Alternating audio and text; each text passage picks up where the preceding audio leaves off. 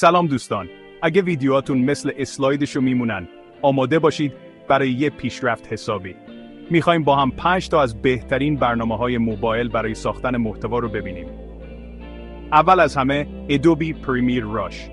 این برنامه یک غول کوچولوی تدوینه که برای ادیت ویدیوهای حرفه‌ای مستقیم روی گوشیتون عالیه. دوم، برنامه کانوا. این فقط برای طراحی گرافیک نیست. برای ساختن عکس‌های جذاب و پست‌های شبکه‌های اجتماعی هم خیلی راحته. سومین برنامه اینشات. این یکی برای ادیت ویدیو و عکس با کلی افکت و فیلتر فوق‌العاده ست. چهارمی، لوما فیوژن.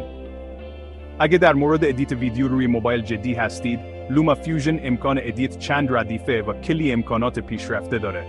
و در آخر، سپلایس. این برنامه خیلی راحت و با کشیدن و رها کردن میشه توش ادیت کرد.